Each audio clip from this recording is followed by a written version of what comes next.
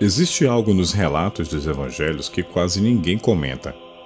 Algo desconfortável que não combina com aquela imagem de Jesus como apenas um exemplo perfeito de um ser humano que devemos copiar.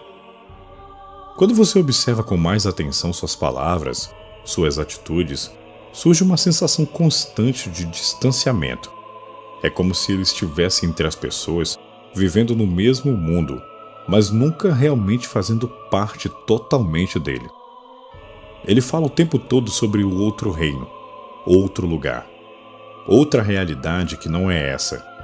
Ele repete várias vezes que seus seguidores estão no mundo, mas não pertencem a ele, que o verdadeiro lar deles não é aqui, que tudo ao redor é passageiro, instável e não deve ser tratado como algo definitivo.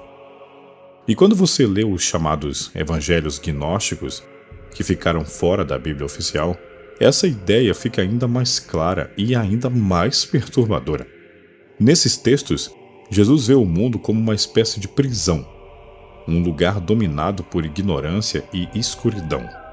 E sua missão era ajudar as pessoas a perceberem que estavam presas e mostrar que existe uma saída. Mesmo os evangelhos tradicionais ainda deixam escapar sinais desse distanciamento, apesar de séculos de interpretações que tentaram torná-lo mais adaptado à sociedade e à religião. Existe um momento em que sua própria família vai procurá-lo, achando que ele perdeu a razão. Alguém diz que sua mãe e seus irmãos estão lá fora esperando por ele. E ele então responde de uma forma surpreendente: Quem é minha mãe? Quem são os meus irmãos? E aponta para seus discípulos, dizendo que aqueles que seguem a vontade de Deus são sua verdadeira família. Isso não é apenas uma frase simbólica. Isso mostra uma quebra com os traços familiares tradicionais. Ele está colocando a conexão espiritual acima da conexão biológica. Em um outro momento, um homem diz que quer segui-lo, mas pede primeiro para enterrar seu pai. E Jesus responde: Deixe que os mortos enterrem seus próprios mortos. Isso pode soar meio frio da parte de Jesus, mas a ideia parece ser que existem pessoas que estão espiritualmente adormecidas, vivendo apenas preocupadas com o mundo material. E existem aquelas que estão preparadas para algo maior. Essas duas formas de existência não são vistas como a mesma coisa. Isso revela alguém que enxerga o mundo humano comum, com suas obrigações, tradições e rotinas, como algo limitado, algo que pertence a um nível mais superficial da realidade. Durante toda a sua vida, Jesus frequentemente se afastava das multidões. Ele ia para lugares isolados, passava noites sozinho, em oração ou em silêncio. Normalmente isso era visto como prática espiritual, mas também pode ser visto como alguém que precisava se afastar, porque o mundo ao redor era cansativo, pesado e não correspondia àquilo que ele realmente era. Seus ensinamentos frequentemente criam uma divisão clara entre dois níveis de realidade.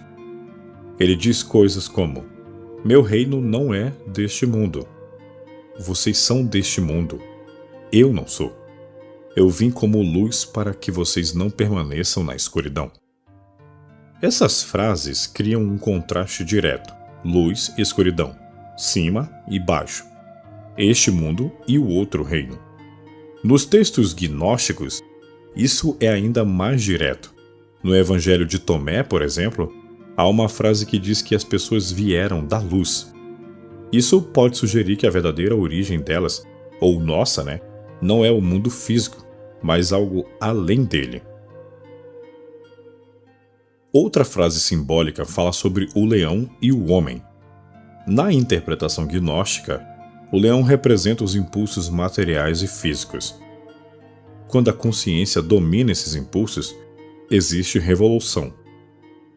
Quando a pessoa se torna completamente dominada pela matéria e pelos desejos, ela acaba se perdendo. O Evangelho de Filipe também traz uma ideia forte. A ressurreição não é algo que acontece depois da morte. mas algo que acontece enquanto a pessoa ainda está viva. É uma mudança de percepção. Isso sugere que Jesus já vivia nessa outra realidade. Por isso ele parecia tão diferente. Ele estava consciente em um mundo onde a maioria das pessoas ainda não estava. Ele nunca construiu uma vida tradicional aqui. Nunca se casou, nunca teve filhos. Ele mesmo disse que não tinha onde repousar a cabeça. Isso não parece ter sido um acidente. Parece ter sido uma escolha consciente de não se apegar ao mundo material. Sua própria família, por exemplo, teve dificuldades em entendê-lo. Eles achavam que ele estava fora de si, tentando levá-lo embora. Mas ele continuou seguindo seu próprio caminho. Seus ensinamentos, por outro lado, sobre riqueza também mostram isso. Ele dizia para não acumular tesouros na terra, porque tudo aqui se deteriora. Deus vai me usar para fazer... Isso mostra uma visão de que as coisas materiais são temporárias e não devem ser o verdadeiro foco de tudo. Até seus milagres podem ser vistos sob essa perspectiva. Andar sobre a água, curar pessoas, multiplicar alimentos. Esses atos mostram alguém que não estava totalmente limitado pelas regras normais da realidade. Alguns textos ainda vão mais longe e sugerem que seu verdadeiro ser não foi afetado pela crucificação, que o corpo pode ter sofrido, mas sua essência permaneceu além disso. No momento antes de sua prisão, ele demonstrava angústia. Ele pede para não ter que passar pelo que estava por vir. Isso mostra que ele sentia o peso da existência humana, mesmo sendo alguém que parecia não pertencer completamente a ela. Durante todo o tempo, ele foi mal compreendido. Seus seguidores nem sempre entendiam. As pessoas esperavam que ele se tornasse um líder político, mas ele falava de algo totalmente diferente. Ele dizia claramente: "Eu não sou deste mundo." Isso é uma afirmação direta de não pertencimento. Nos textos apócrifos, sua missão é descrita como despertar as pessoas, lembrá-las de quem realmente são.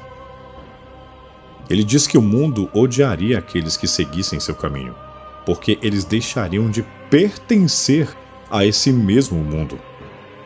Isso revela que esse despertar cria uma separação, uma mudança de identidade. Seja interpretado de forma literal ou simbólica, o resultado é sempre o mesmo. Jesus aparece como alguém que nunca se sentiu totalmente parte do mundo como a gente conhece, o mundo como nós passamos a conhecer. Ele viveu como alguém apenas de passagem, como um estrangeiro em um lugar temporário. E seus ensinamentos parecem apontar para essa mesma percepção, que este mundo não é o destino final, que existe algo muito além daqui, que o que parece permanente é só, na verdade, passagem. Mas existe um detalhe final que muita gente ignora nisso. Se Jesus realmente viveu com essa sensação constante de não pertencimento, isso muda completamente a forma como entendemos a sua mensagem. Porque talvez o objetivo nunca tenha sido se encaixar, entre aspas, digamos assim, melhor neste mundo. Talvez o objetivo fosse perceber que essa sensação de estranheza tem um motivo. Ao longo de vários e vários ensinamentos dele, nunca prometeu conforto material, nunca prometeu estabilidade. Muito pelo contrário. Ele disse que eles seriam incompreendidos, rejeitados, que o mundo não os reconheceria. Não como forma de punição, mas como uma consequência natural de enxergar algo que a maioria ainda não vê. É como acordar em um lugar onde todos ainda estão dormindo.